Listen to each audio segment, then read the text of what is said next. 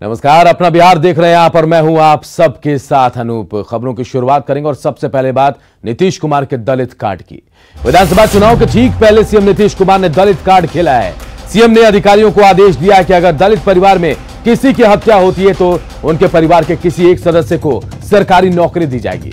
SC/ST अत्याचार निवारण अधिनियम के तहत सतर्कता मीटिंग में मुख्यमंत्री ने यह बड़ा निर्देश दिया और अधिकारियों को इस बारे में जल्द नियम बनाने का आदेश दिया है। सीएम ने कहा कि SC/ST को मुख्य धारा से जोड़ने के लिए कई योजनाएं चलाई जा रही हैं और उनकी तरक्की के लिए दूसरी संभावनाओं पर भी विचार किया जाएगा।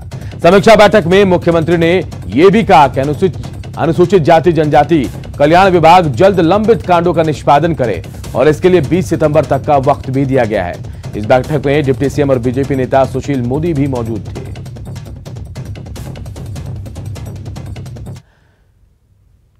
जेडीयू ने दलितों के लिए नए ऐलान का स्वागत किया तो कांग्रेस ने कहा कि चुनाव के वक्त नीतीश कुमार को दलितों की याद आती है। मुख्यमंत्री नीतीश कुमार जी आजादी के बाद पहला मुख्यमंत्री नीतीश कुमार जी जिन्होंने अनुसूचित जाति जनजाति के लिए काम करने का काम किया है। जिस तरह से पंचायती राज में आरक्षण देकर के महत्वपूर्ण कुर्सी पर बैठाने का काम किया, नगर निकाय में आरक्षण देकर के जिस तरह से महत्वपूर्ण कुर्सी पर बैठाने का काम किया, तो मैं समझता हूँ जिस तरह से उद्यमी योजना ला करके उद्योग पे आधारित उनके अपने पैर पर खड़ा करने के लिए अनुसूचित जाति जनजाति के लोगों को काम करने का काम किया। तो बिहार के अनुसूचित जाति जनजाति के सदस्यों के लिए निसंदेह एक महत्वपूर्ण अवसर था। मुख्यमंत्री नीतीश कुमार जी की अध्यक्षता में इन दोनों ही समूहों को विकास की मुख्य धारा से जोड़े जाने के लिए उनके लिए चलाई जा रही योजनाओं का लाभ उन्हें त्वरित दिया जा सके, इसकी रणनीति पर उन्होंने शीघ्र विचार करके कार्रवाई करने के संबंध में निर्देश दिए। नीतीश कुमार सरकार को आखिर चुनाव के समय ही दलितों की याद क्यों आई, ये एक बड़ा प्रश्न है। पिछले 5 सालों में सबसे ज्यादा दलितों के ऊपर उत्पीड़न, हत्या, दुराचार एवं विभिन्न प्रकार की घटनाएं लगातार होती रही और अब नींद से जागे हैं नीतीश जी जब चुनाव में महीने भर का समय बाकी है।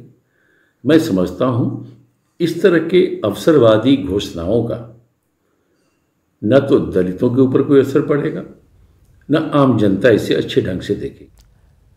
बिहार में कुछ ही दिन बाद चुनाव का ऐलान होने वाला है, लेकिन राजनीतिक दलों में चुनावी सरगर्मी अभी से नजर आने लगी। राजनेता चुनाव से पहले तीखे बयान दे रहे हैं जिसमें सीटों को लेकर दावे किए जा रहे हैं। बात एनडीए की करें तो अभी सीटों का बंटवारा तो नहीं हुआ, लेकिन सीटों को लेकर बयानबाजी अभी से तेज हो गई है।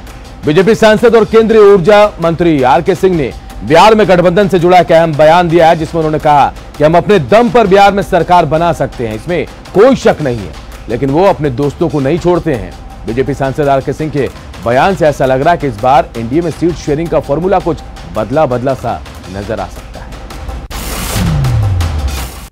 अगर आप गठबंधन में पार्टियों का आप रिलेटिव वेटेज ले लें और ये देख लें, रिलेटिव वेटेज ले लें तो उसमें हमारा वेटेज भारतीय जनता पार्टी का जो वेटेज है वो तो ज़्यादा है, तो इसमें हमको तनिक भी डाउट है। लेकिन एक चीज़ आप समझ लें कि हम लोग जदयू के साथ 1996 से हैं, हम लोग की पुरानी पार्टनरशिप है, तो हम अपना पार्टनरशिप क्यों तोड़ें?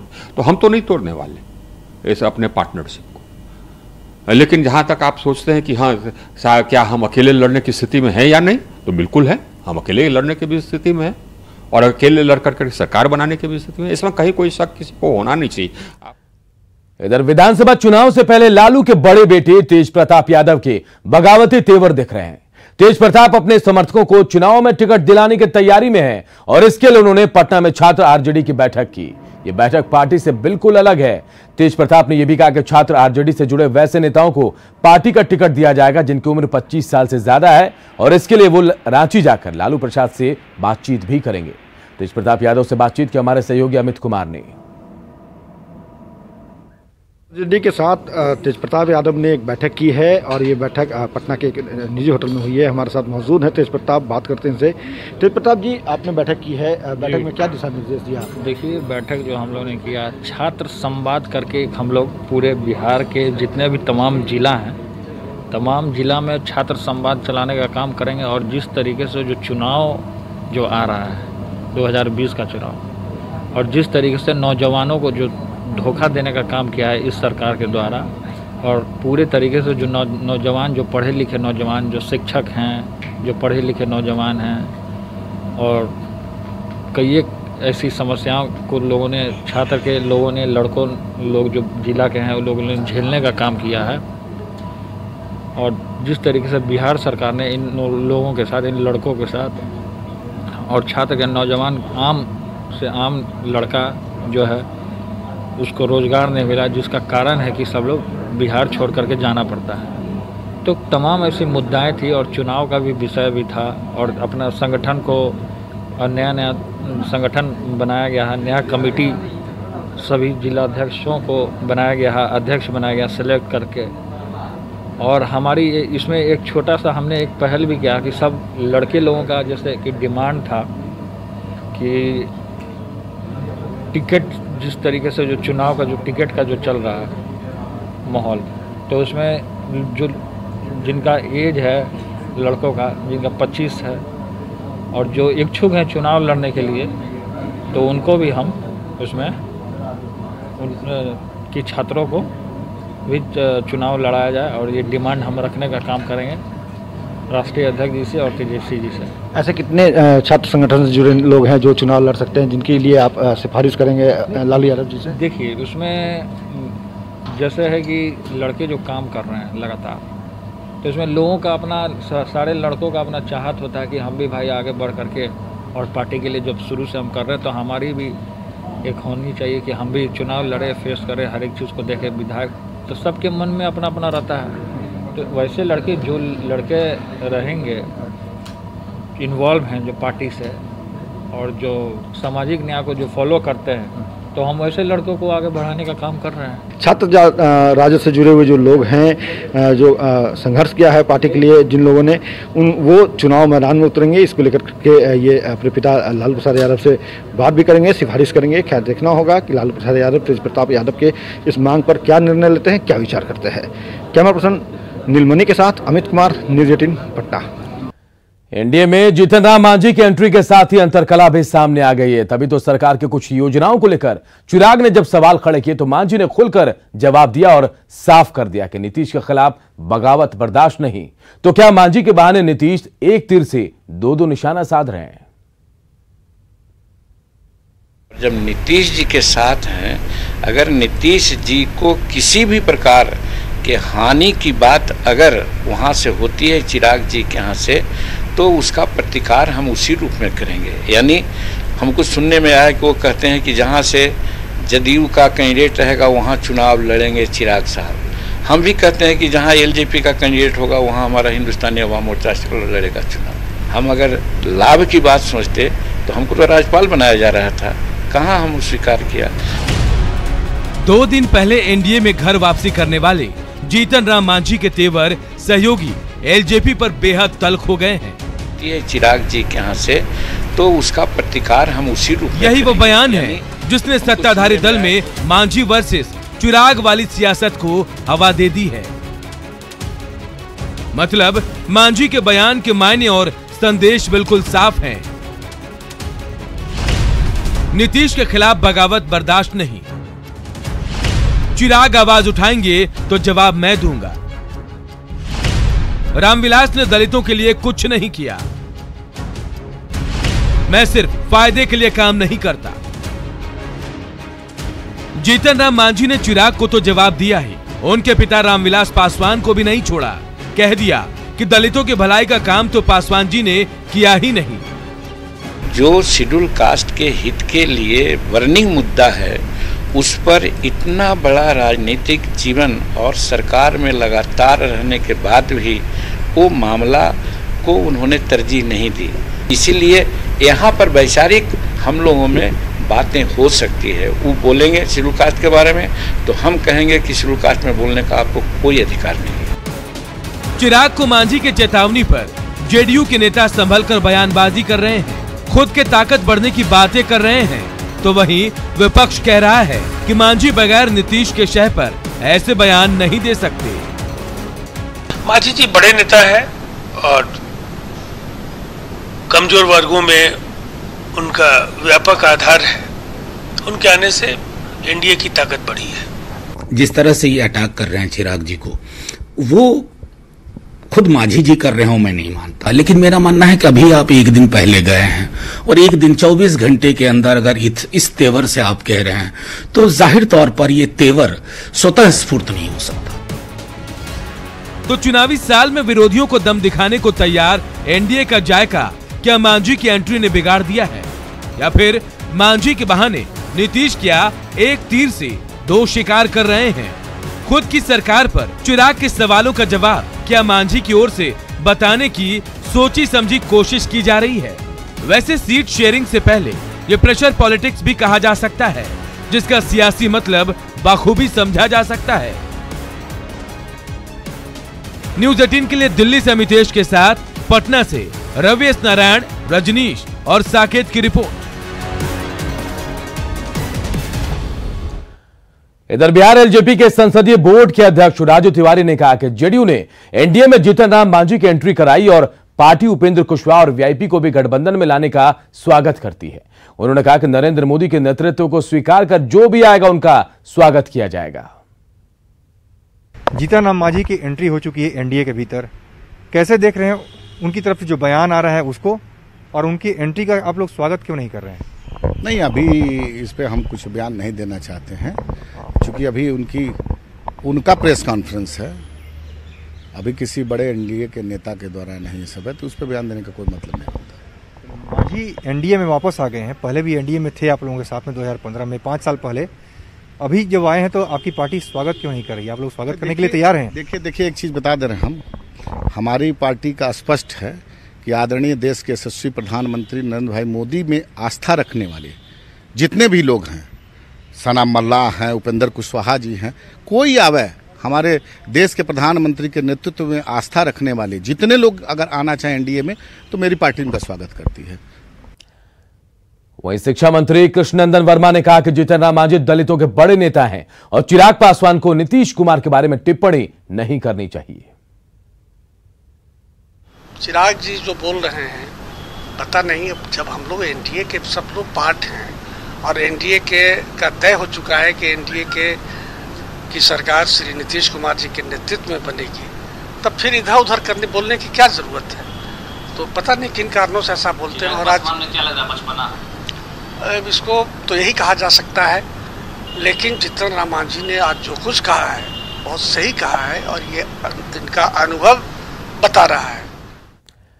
इधर रांची में रिम्स निदेशक के बंगले में लालू के सियासी दरबार पर भी सियासत तेज हो गई है। बिहार के सूचना एवं जनसंपर्क मंत्री नीरज कुमार ने कहा कि लालू जेल मैनुअल तोड़ रहे हैं और ऐसा लगता है कि लालू प्रसाद और हेमंत सोरेन के बीच कुछ डील हुई है। नीरज कुमार से बातचीत के हमारे सहयोगी अमित कुमार ने। जेल में गए हैं 420 के आरोपी और ये दरबार सजा रहे हैं। किस बात का दरबार?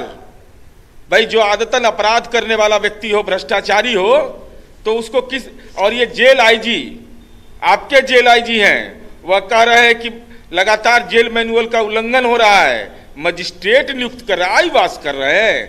माननीय हेमंत सोरेन जी, आपकी जुबान खामोश क्यों है? क्या कोई 2020 के चुनाव में विधानसभा में डील हुआ है? अगर डील हुआ है तो वह भी बताइए। लालू जी की परंपरा रही है। वहीं बीजेपी ने कहा कि झारखंड की हेमंत सरकार अपना चेहरा बचाने के लिए अधिकारियों को आगे कर रही है। पार्टी प्रवक्ता निखिल आनंद ने कहा कि झारखंड सरकार की लगाम लालू जी के हाथ में है और उन्हीं के निर्देश पर हेमंत सोरेन चल रहे हैं। प्रिविलेज देने के मामले में झारखंड की हेमंत सोरेन सरकार की भद बुरी तरह पिट चुकी है। अब सरकार ने अधिकारियों को आगे करके आईवॉश करने की कोशिश की है। अब जेल आईजी पत्र लिख रहे हैं रांची के कमिश्नर को, लेकिन ये बात भी सत्य है कि रिम्स डायरेक्टर का आवासीय परिसर इन दिनों झारखंड सरकार में ठेका पट्टा बांटने का, विभिन्न तरह के दलाली ठेकेदारी का एक अड्डा बन चुका है। और यही नहीं, पूरे बिहार से नेता और कार्यकर्ता वहां जुट रहे हैं और टिकटों की बोली लग रही है। इधर सीट बंटवारे की चर्चा के बीच आरएलएसपी नेताओं ने फिर प्रदेश आरजेडी के अध्यक्ष जगदानंद सिंह से मुलाकात की। हालांकि दोनों पार्टियों के नेताओं ने कहा कि महागठबंधन एकजुट है और बिहार की सभी 243 सीटों पर मजबूत उम्मीदवार उतारने पर चर्चा हो रही है। सीट पर चुनाव लड़ेंगे। अब एलएसपी कोई अलग नहीं है, वह महागठबंधन है और महागठबंधन 243 की योजना बना रही, कोई अलग अलग योजना नहीं बन रही है कि हम अलग बता पाए आपको। 243 सीट की तैयारी है और 243 पर महागठबंधन मजबूती से चुनाव लड़ेगा और नीतीश कुमार के कुशासन से बिहार की जनता को मुक्ति दिलाएगा। भाई असरदार क्या मुलाकात, हम लोग सहयोगी है, चुनाव है तो मुलाकात करके वार्ता चल रही है। इस सीट मायने नहीं रखती है, कैसे 243 सीट पर जीत हो ये मायने रखती है। सब लोग इसी के लिए बातचीत कर रहे हैं। जन अधिकार पार्टी के अध्यक्ष पप्पू यादव ने विधानसभा चुनाव के लिए उम्मीदवारों की पहली लिस्ट जारी कर दी है। पहली लिस्ट में 94 उम्मीदवारों के नाम है। उन्होंने जीतन राम मांझी और एलजेपी से बयानबाजी बंद करने की मांग की और साथ ही जेडीयू और आरजेडी पर भी हमला बोला। मैं कुछ नहीं कहूंगा, ये बेमौसम बरसात चुनाव के महीने में चोर मोशेरे भाई ना, इनको अपने 5 साल पर मैंने श्वेत पत्र के लिए सीधा चुनौती दिया है गांधी मैदान में। और कल भी मैंने कहा 2 बात का जवाब दे दें। 27 राज्यों में 26वें नंबर पर गरीबी में बिहार और 27 राज्यों में 25वें नंबर पर भूख में बिहार और 3478 फैक्ट्री में 2032 फैक्ट्री लगभग बंद। पानीपत और करनाल से भी कम फैक्ट्री मेरे बिहार में।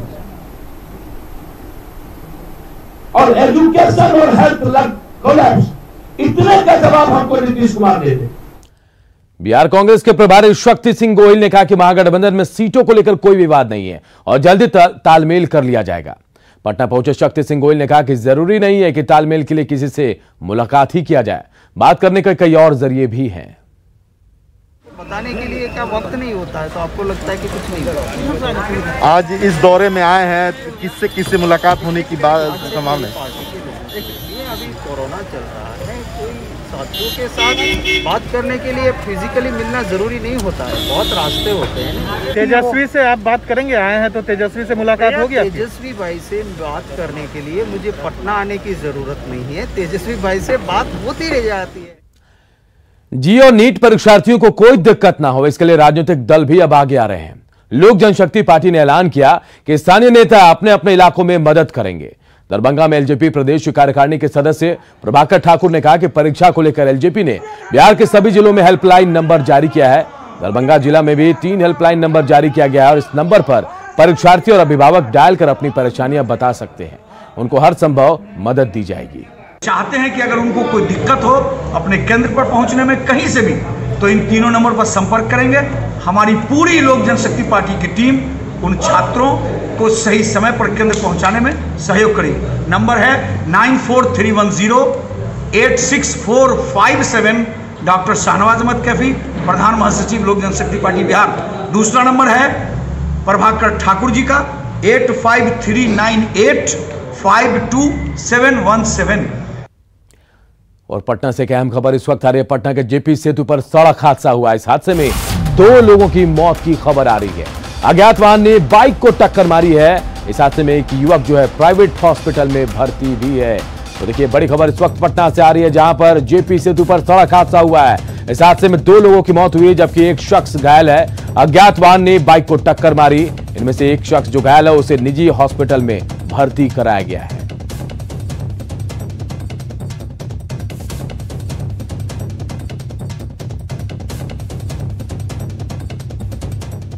तो तस्वीरें भी हम आपको दिखा रहे हैं, हादसे के तस्वीरें ये हैं और यह हादसा पटना सेतु में हुआ। पटना सेतु के पास, जेपी सेतु के पास यह हादसा हुआ और अज्ञात वाहन ने एक बाइक में टक्कर मारी है और इस हादसे में 2 लोगों की मौत की खबर आ रही है। एक शख्स घायल हुआ है, उसे इलाज के लिए प्राइवेट नर्सिंग होम में भर्ती कराया गया है।